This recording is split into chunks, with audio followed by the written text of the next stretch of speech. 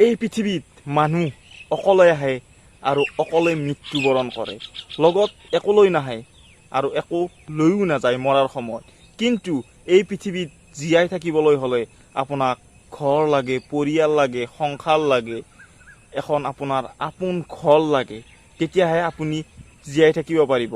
আপুনি যেনেকৈ এই পৃথিৱীত অকলে আহিছিল আৰু অকলে গুচি যাব, তেনেকৈ আপুনি অকলে এই সুন্দৰ, এই ধুনীয়া, এনেকুৱা পৃথিৱী এখনত আপুনি অকলে জীৱনটো কটাব নোৱাৰে, অকলে জীৱনটো চলিব নোৱাৰে। যদি আপুনি অকলে জীৱনটো চলিবই নোৱাৰে, অকলে যদি একো কৰিবই নোৱাৰে, তেতিয়াহ'লে আপুনি ইমান পইচা, টকা পইচা ইনকাম কৰি আপুনি নিজৰ কাৰণে কিয় খৰচ কৰে?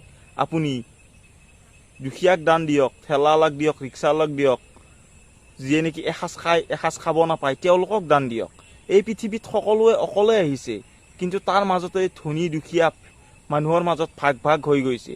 আৰু ধনী চামে সুন্দৰকৈ প্ৰতিসাঁজ খায়, আৰু দুখীয়া মানে যিখিনি খুজি মাগি খায়, ঠেলাৱালা হওক বা ৰিক্সাৱালা, যিখিনি মানুহ মানে গৰীব মানুহ, সেইখিনিয়ে এসাঁজ খাই এসাঁজৰ কথা চিন্তা কৰে। আপোনালোকে জানেই, নিজে যিহেতু এই পৃথিৱীত অকলে আহিছে, সকলোৱে যিহেতু এই পৃথিৱীত অকলে আহিছে আৰু অকলে গুচি যাব লাগিব। কিন্তু মাজৰ সময়খিনিত লাগে কেৱল জীয়াই থকাৰ কাৰণে সাহস লাগে, জীয়াই থকাৰ কাৰণে আপোনাক সংগী লাগে, জীয়াই থকাৰ কাৰণে আপোনাক মানুহৰ প্ৰয়োজন, জীয়াই থকাৰ কাৰণে আপোনাক ঘৰ সংসাৰৰ যেনেকৈ প্ৰয়োজন, জীয়াই থকাৰ কাৰণে আপোনাক সুন্দৰ সমাজ এখনৰ মানে কি প্ৰয়োজন। সুন্দৰ সমাজ এখন কেনেকৈ গঠন হ'ব? সুন্দৰ সমাজ এখন গঠন হ'ব, আপোনাৰ যদি টকা পইচা আছে, আনৰ যদি টকা পইচা নাই, আপুনি তেওঁক দান দিয়ক। আপুনি মৰাওঁতে, মৃত্যুত সময়ত আপুনি টকা লৈ লগত নাযায়। যিমান পইচা আপুনি ইনকাম কৰিছে, সেই পইচা আপুনি লগত লৈ নাযায়। সেই পইচা, টকা পইচা, ধন সম্পত্তি সকলো পৰি থাকিব, আপুনি গমেই নাপাব আপোনাৰ কি হ'ল। আপুনি সকলো মায়া মোহ ত্যাগ কৰি এই পৃথিৱীৰ পৰাই বিদায় মাগিব লাগিব।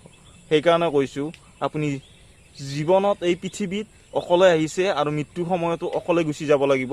গতিকে মাজৰ সময়খিনি আপুনি যিখিনি ইনকাম কৰে, দুখীয়াৰ কাৰণে আনক সহায় কৰক, আনক উপকাৰ কৰক, সেইটোৱে আচল জীৱন। আপুনি কোনোবা এজন মানুহক উপকাৰ কৰি চাব, আপোনাৰ মনটো কিমান পবিত্ৰ পবিত্ৰ, দিল গাৰ্ডেন হৈ যাব। আপুনি যদি নিজৰ কাৰণে ব্যস্ত থাকে, নিজক লৈ যদি আপুনি নিজৰ ঘৰখনক লৈ, নিজৰ পৰিয়ালক লৈ যদি আপুনি টকা ইনকাম কৰাত, কিবা কৰাত যদি তেওঁলোকৰ কাৰণে লাগি থাকে, তেতিয়াহ'লে এই পৃথিৱীৰ আচল সোৱাদটো নাপাব। আৰু এই পৃথিৱীখন আপোনালোকৰ নিজৰ কাৰণে যদি সকলোৱে মানে বিচাৰে, তেতিয়াহ'লে এই পৃথিৱীৰ ধ্বংস হতেও বেছি পৰ নালাগে। কাৰণ কি, দুখীয়া চাম দুখীয়াই হৈ থাকিব। তেওঁলোকে হয়তো পথৰ কাষত থকা ভিক্ষাৰীয়ে কেতিয়াবা এসাঁজ খাই এসাঁজ খাব নাখায়, লঘোণে থাকে। কিন্তু আপুনি এদিন লঘোণে থাকি গম পাব পেটৰ কষ্ট কিমান, পেটত কিমান কষ্ট হয়। কিন্তু তেওঁলোকে যিবিলাক পথত থাকে বা তেনেকুৱা মানুহবিলাকে, দিন হাজিৰা কৰা মানুহ বেছি মানে কি, তেনেকুৱা মানুহবিলাকে তেনেকুৱা দিন প্ৰতিদিনে অতিবাহিত কৰিব লগা হয়। সেইকাৰণে কৈছোঁ, পৃথিৱীখন সুন্দৰ হ'ব আমি যদি আমাৰ মানুহৰ মনবিলাক সুন্দৰ কৰোঁ, মনবিলাক যদি পৰিৱৰ্তন কৰোঁ, তেতিয়াহ'লে পৃথিৱীখন এনেই সুন্দৰ হৈ যাব। আমি সকলোৱে মিলি জুলি থাকি আমি এই সুন্দৰ পৃথিৱীখনত ভাল পাম। গতিকে যেনেকৈ আমি অকলে আহিছোঁ, অকলে গুচি যাম, ঠিক তেনেকৈ আপুনিও ইনকামৰো কিছু অংশ তেওঁলোকৰ কাৰণে বিলাই দিয়ক। গতিকে ভিডিঅ'টো চাই কেনে পালে জনাব। যদি মই কিবা নক'বলগীয়া কথা কৈছোঁ, ভিডিঅ'টোত ডিছলাইক বোলা বস্তু এটা আছে, ডিছলাইকটো মাৰি দিব। যদি মই কিবা ভাল কথা কৈছোঁ, তেতিয়াহ'লে ভিডিঅ'টো লাইক এটা কৰিব আৰু ছাইডত থকা ঘণ্টা বটনটো দবাই দিব, আৰু লগতে চেনেলটো ছাবস্ক্ৰাইব কৰিবলৈ নাপাহৰিব প্ৰতিদিনে এনেকুৱা ধৰণৰ ভিডিঅ'বিলাক পাই থাকিবৰ কাৰণে। আজি আবেলি হৈ আহিল, সূৰ্য অস্ত যোৱাৰ সময় সেইটো।